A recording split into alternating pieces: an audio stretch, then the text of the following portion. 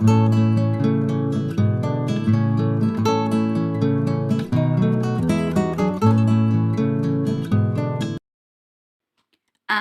हम लोग देखने वाले हैं एक नया टॉपिक जिसका नाम है गॉल स्टोन, जिसे क्या कहते हैं, कोलीलिथियासिस। ठीक है, कोलीलिथियासिस गॉल स्टोन को कहा जाता है, यानी कि गॉल ब्लैडर में जो पथरी हो जाती है, पित्ताशय की पथरी को आज हम लोग पढ़ेंगे। ठीक है, कि वो कैसे होती है, क्या क्या कॉम्प्लिकेशन वो क्रिएट करती है। ठीक है, तो गॉल ब्लैडर को पित्ताशय कहा जाता है क्योंकि यहाँ पे पित्त स्टोर होता है। ठीक है, पित्त का आशय होता है, इसलिए उसे पित्ताशय कहते हैं। तो यहाँ पे गॉल ब्लैडर में क्या होता है, बाइल स्टोर होता है। ठीक है, और बाइल फॉर्मेशन कहाँ पर होता है, और बाइल फॉर्मेशन कहाँ पर होता है, लिवर में होता है। तो हम लोग उसी के बारे में डिटेल में आज पढ़ने वाले हैं कि गॉल स्टोन फॉर्मेशन कैसे होता है। और यहाँ पर गॉल ब्लैडर के बारे में कुछ चीज़ें जान लेते हैं कि गॉल ब्लैडर एक पियर शेप्ड स्ट्रक्चर होता है जो कि 10 से 7 सेंटीमीटर तक लंबा हो सकता है। और इसकी जो कैपेसिटी होती है वो कितनी होती है, 30 to 50 ml होती है इसकी कैपेसिटी। ठीक है,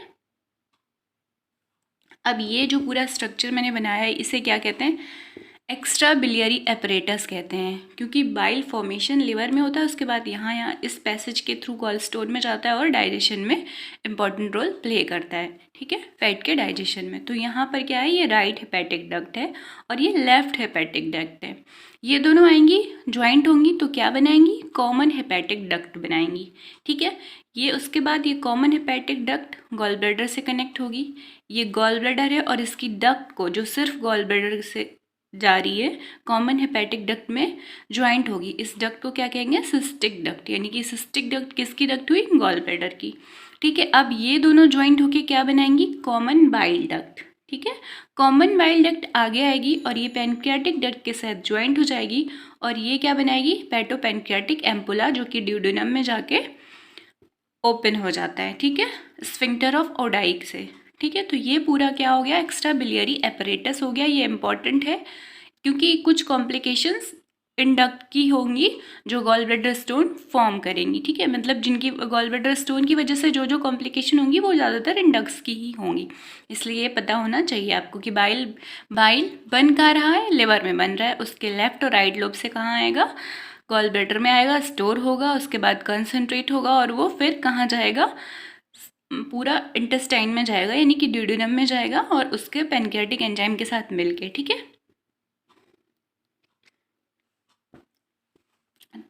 तो ये हम लोगों ने देखा। अब हम लोग देखते हैं डिटेल में थोड़ा, बाइल क्या क्या कंटेन करता है। बाइल में क्या क्या होता है, वाटर होता है 85%, बाइल सॉल्ट होंगे 10%, बाइल पिगमेंट होंगे 3%, फैट 1% और कुछ इनऑर्गेनिक सॉल्ट होते हैं 1% के अप्रॉक्स।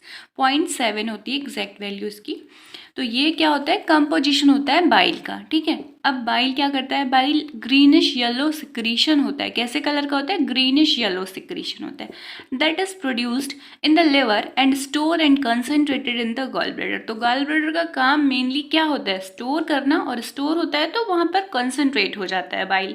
ठीक है, उसके बाद गॉल ब्लैडर क्या करता है, उसे ट्रांसपोर्ट कर देता है इंटेस्टाइन के ड्यूडेनल वाले पार्ट में। ठीक है, and transported into the duodenum, help in the digestion of fat in the duodenum. Duodenum में जाएगा और क्या करेगा, फैट के डाइजेशन में हेल्प करेगा। हमारा जो मेन टॉपिक है वो क्या है, कोलीलिथियासिस, यानी कि गॉल ब्लैडर स्टोन। और यहाँ पर कुछ और टर्मिनोलॉजी है जो समझिएगा। ग्रीक में कोलीलिथियासिस मतलब क्या था, कोल मतलब बाइल, लीथ मतलब लिथियासिस का होता है स्टोन फॉर्मेशन, यानी कि स्टोन की प्रोसेस करना, स्टोन को प्रोसेस करना, स्टोन फॉर्म करना क्या कहलाता है, कोलीलिथियासिस कहलाता है। ठीक है, तो बाइल स्टोन प्रोसेस यानी कि बाइल स्टोन फॉर्मेशन क्या होगा, कोलीलिथियासिस होगा। उसके बाद आता है कोलीडोकोलिथियासिस। डोको से याद रखिएगा, डोको मतलब होता है डक्ट। तो अब डक्ट में क्या होगा, स्टोन हो जाएगा, तो वहां पर क्या कहेंगे, कोलीडोकोलिथियासिस। ठीक है, कॉमन बाइल डक्ट में जब स्टोन हो जाता है तब उसे क्या कहते हैं, कोलीडोकोलिथियासिस। ठीक है, कोलीसिस्टाइटिस। कोलीसिस्टाइटिस क्या होता है, गॉल ब्लैडर में इन्फ्लेमेशन हो जाता है, उसे सिस्टाइटिस कहते हैं। अब क्या क्या रिस्क फैक्टर हो सकते हैं जो स्टोन फॉर्म करते हैं, तो सबसे ज़्यादा स्टोन जो होती है वो फीमेल्स के केस में देखने को मिलती है। मीन्स अगर दोनों सेक्स में देखा जाए तो फीमेल में मोर प्रोमिनेंट स्टोन हमें देखने को मिलती है। ओबेसिटी एक रिस्क फैक्टर होती है। एज मोर देन 40 एज में ही हमें स्टोन्स देखने को मिलती हैं। गॉल ब्लैडर की, यानी कि GB stone more than 40 years की फीमेल्स में हमें देखने को मिलती हैं। जो बहुत ज़्यादा फैटी रिच डाइट लेते हैं, जिनकी डाइट में कोलेस्ट्रॉल, फैट ये सब बहुत हाई होता है, उनमें इसके होने के चांसेस ज़्यादा होते हैं। ठीक है, और कोई डिसीज़ है जैसे कि डायबिटीज़ वगैरह, उन कंडीशंस में भी स्टोन देखने को मिल सकती है गॉल ब्लैडर की। हम लोग देखेंगे एटियोलॉजी में क्या देखते हैं कि कॉज क्या क्या होंगे गॉल स्टोन फॉर्मेशन के। तो मेटाबॉलिकल कॉजेज हो सकते हैं, कोई इन्फेक्शन हो सकता है, बाइल स्टेसिस हो सकती है, हीमोलिटिक एनीमिया और पैरासिटिक इन्फेक्शन। ठीक है, लाइक लिवर में कोई इन्फेक्शन हो गया, टेप वर्म या कोई हेलमेंथीज का, तो वो पैरासिटिक इन्फेक्शन हो सकता है।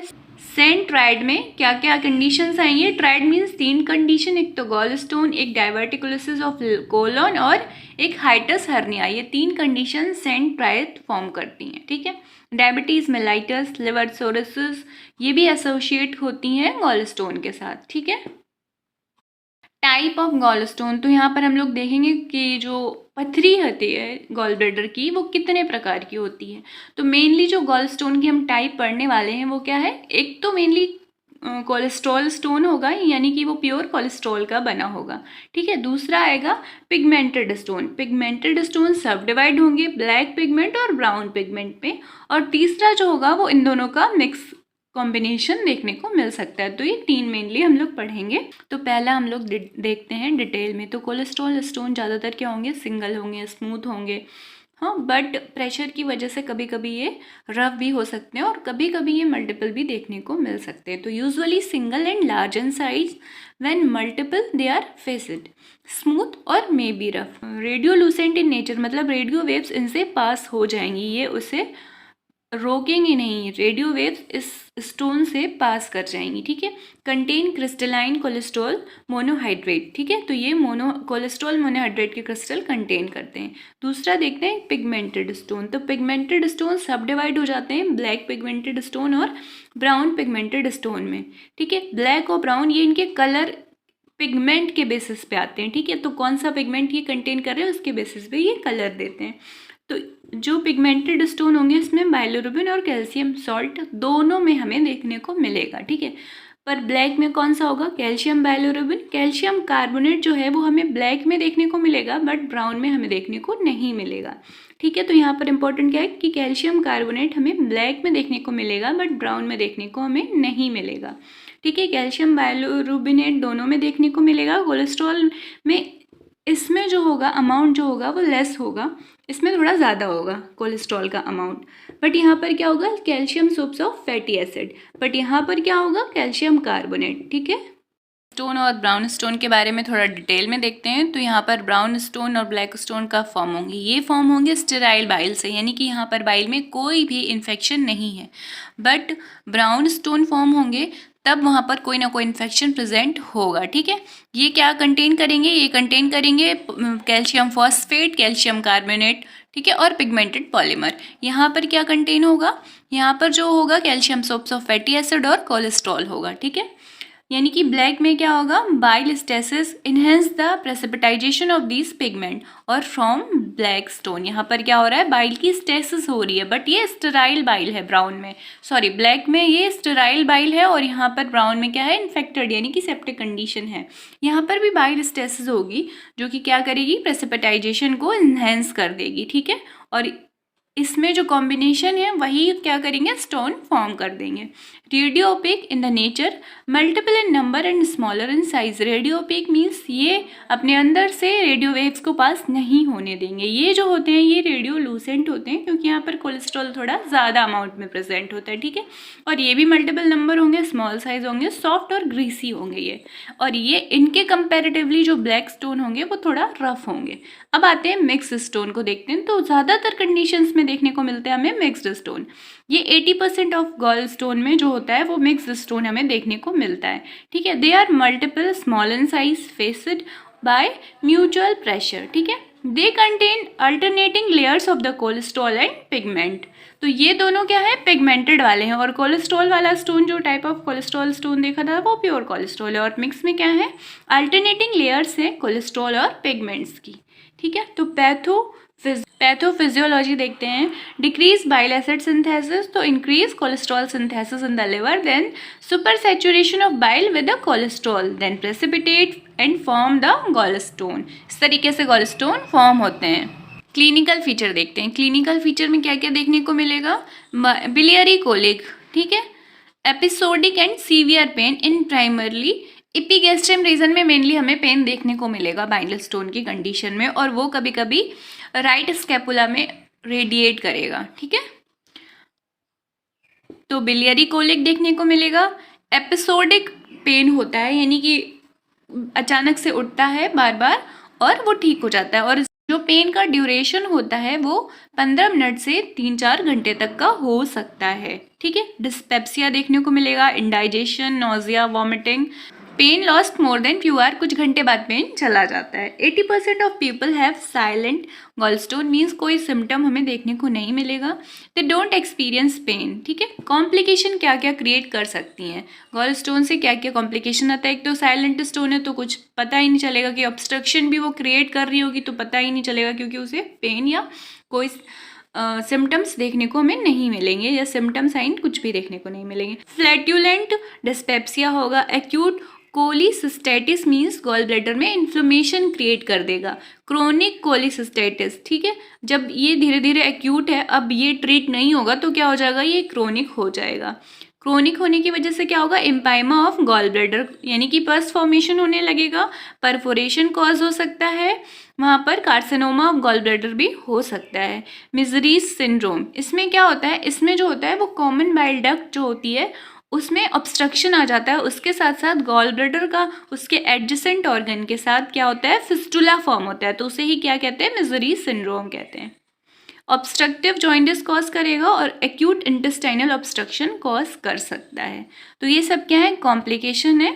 ट्रीटमेंट क्या है? Surgery is considered the only effective treatment in the management of the symptomatic gallstone, ठीक है। तो ट्रीटमेंट क्या है? सर्जरी है, क्योंकि वही बार बार ऑब्स्ट्रक्शन को या बाइल स्टेसिस को प्रिवेंट कर सकती है। तो यहाँ पर क्या करते हैं? उसकी सर्जरी करते हैं और गॉलस्टोन को रिमूव कर देते हैं। ये एक्स्ट्रा बिलियरी एपरेटस में कॉम्प्लिकेशन हम देख सकते हैं। तो पहली कंडीशन क्या होगी? उसके अंदर गॉलस्टोन फॉर्मेशन हो रहा है, तो वहाँ पर वो इरिटेशन कॉज करेगा, एक्यूट कोलिसिस्टाइटिस कॉज करेगा।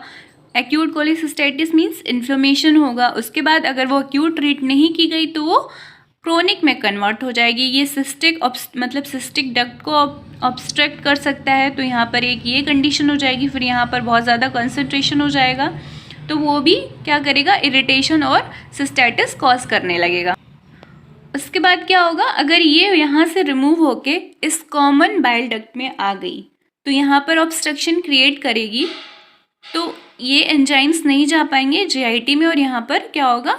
कॉम्प्लिकेशंस या इरिटेशंस होने लगेगा, और ये इस तरीके से यहाँ पर भी कॉम्प्लिकेशंस कॉमन बाइल डक्ट में ऑब्स्ट्रक्शन होने की वजह से प्रॉब्लम क्रिएट हो जाएगी। अब अगर ये यहाँ से रिमूव होके अंदर चली गई, यानी कि इंटेस्टाइनल पैसेज में चली गई, तो वहाँ पर भी ये डैमेज कॉज कर सकती है, ठीक है। अब यहाँ पर क्या है? ये क्या है? सी शेप ड्यूडेनम है, और जस्ट यहाँ पर क्या है? ट्रांसवर्स कॉलन है।